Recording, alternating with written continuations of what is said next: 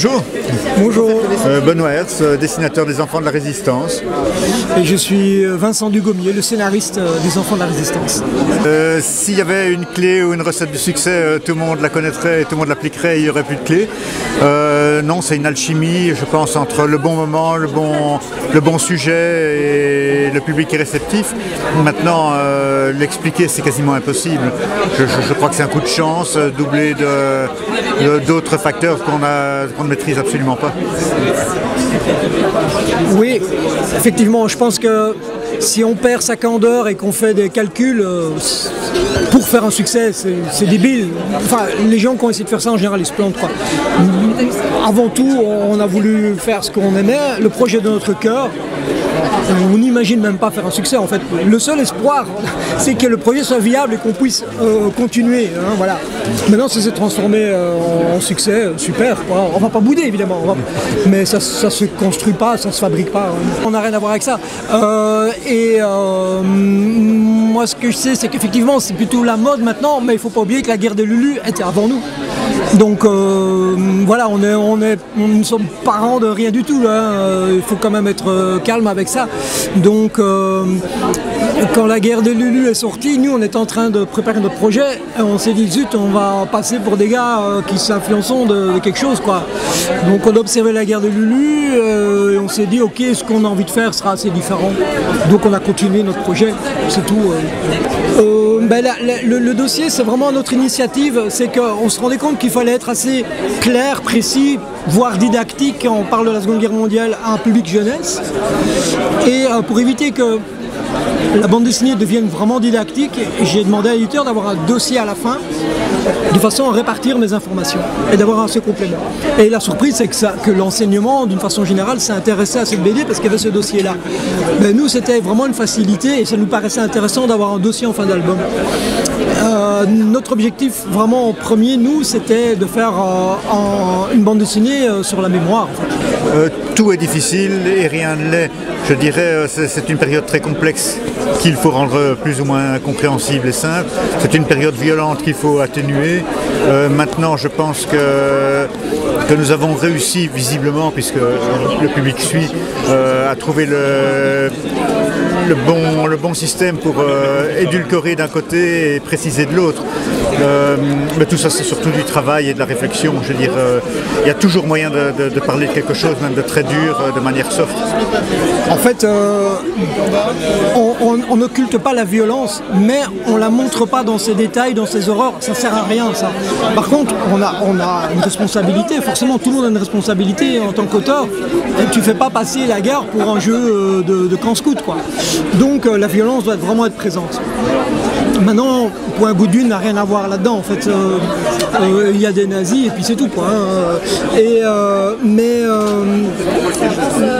Mais il faut surtout pas prendre les jeunes lecteurs pour des idiots. Ils sont parfaitement capables de comprendre. Et s'ils ne comprennent pas tout, c'est pas grave, parce que je pense qu'ils vont reprendre le livre en main 2 ans plus tard, 4 ans plus tard, et ils se diront ah mais ouais, je me rappelais pas de ça, ou j'avais pas bien compris ce truc-là. Et donc en fait il y a des strates et tout ça. Et il suffit. Je pense que tous les adultes aujourd'hui, s'ils se souviennent de leur lecture d'enfance, on va prendre Tintin pour faire simple, parce qu'il y a beaucoup de références à l'actualité. Ils vont découvrir, ils vont se souvenir qu'ils ont redécouvert ces lectures-là. Et donc, en fait, il faut vraiment être très cool par rapport à ça. Un lecteur est libre dans son livre, il n'est pas obligé de tout comprendre non plus. Je ne dis pas qu'il ne doit pas comprendre parce que c'est mal fichu, évidemment. Mais le lecteur pourra redécouvrir des choses au fur et à mesure de ses relectures, de son avancement dans sa vie. Ma conscience ne m'interdit pas grand-chose, ni les codes. Simplement, je dirais c'est de la stratégie. Je m'adresse à un public, je dois respecter ce public. C'est sûr qu'on ne dessine pas une scène de fusillade comme on peut le faire dans une bande dessinée réaliste pour adultes. Donc voilà, mais ça coule de source en fait. Il n'y a pas vraiment de censure ni quoi que ce soit. C'est, je dirais, l'intelligence qui prend le pas sur l'envie de mettre de la violence ou quoi que ce soit. Les Enfants de la Résistance, c'est comme une manière de raconter, et je continue dans cette manière de raconter qui forcément est soft puisque le public le nécessite. Mais disons que c'est vraiment une période de 5 ans de l'histoire où l'humanité a montré ce qu'elle avait de pire et de meilleur en même temps. Et je dirais tous les problèmes actuels sont déjà amorcés.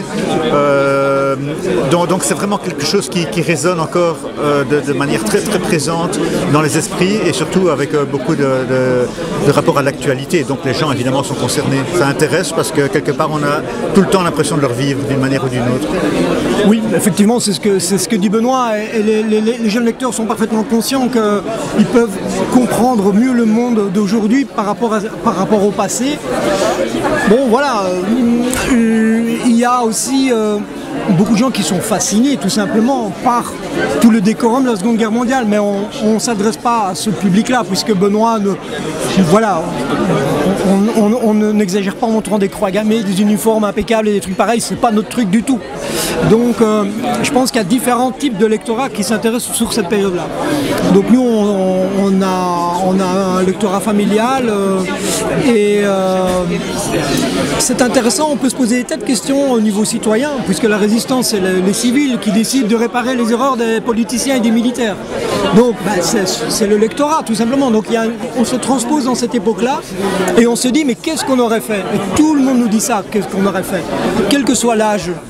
Et ça c'est vraiment la question générale qui revient tout le temps et qui nous questionne nous aussi en tant qu'auteurs en fait, et ça nous rend extrêmement modestes par rapport à notre sujet aussi. Un regard hyper admiratif parce que moi je suis convaincu depuis toujours que Clara est une raconteuse née. C'est un robinet qu'on ouvre et elle raconte des histoires.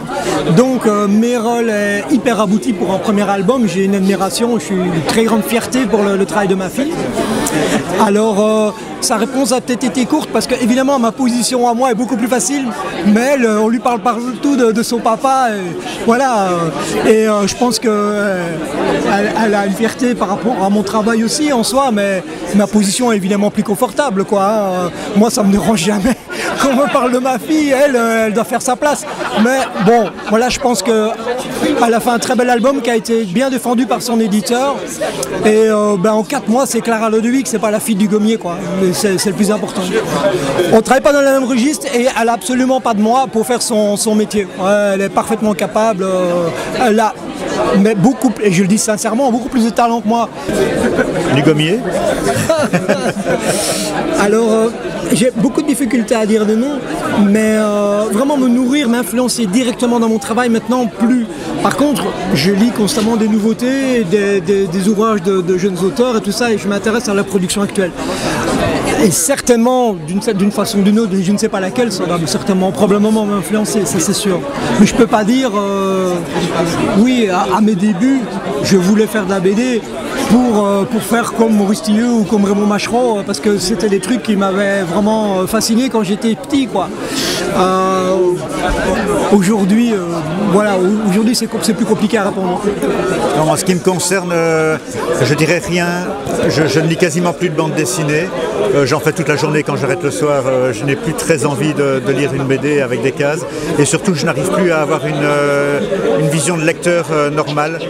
Je m'arrêterai sur comment a-t-il cadré, comment a-t-elle fait ci, comment a-t-elle fait ça. Et au final, je m'aperçois que j'ai passé 3 planches et que j'ai même plus suivi l'histoire parce que je suis même passé parfois d'une case d'en bas à une case d'en haut pour voir le rapport graphique. Donc je n'arrive plus à lire de bande dessinée. Et du coup, le plaisir diminue et je n'en lis plus. J'ai plusieurs albums, dont l'album de Clara à la maison, et je n'ai pas encore lu parce que je veux bien le lire, mais j'y arrive pas. Je n'arrive pas à me dire, je vais rentrer dans une BD pour le moment.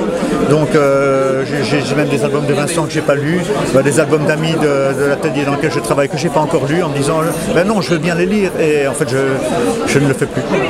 Et je m'en excuse, et j'ai vraiment l'impression de passer au-dessus de ma profession quelque part, de m'enfermer de plus en plus dans Benoît et Benoît, mais à un moment donné, voilà, ça cale, et peut-être que ça se relibérera à un certain moment, je n'en sais rien. Bonne question. Dieu. Voilà. Ouais, je pense. Non, ouais. Ouais. Ou pas du tout, c'est peut-être pas la bonne idée. Je sais pas. Qu'est-ce que t'en penses? Je sais pas, moi je serais bien plus pragmatique, je dirais j'aimerais bien avoir l'ordinateur avec interface dans le cerveau qui permet de supprimer tous les défauts dans le dessin. Ce n'est que ça. Quand je regarde le travail d'autres, je ne vois tous les avantages de leur dessin et ça me fout le cafard parce que je me dis qu'est-ce que je suis à côté de ça, et quand je regarde mon propre travail je ne vois que les défauts parce que c'est mon propre travail et on n'est jamais content de ce qu'on fait, donc au final chaque fois que je regarde comme bande dessinée c'est douloureux.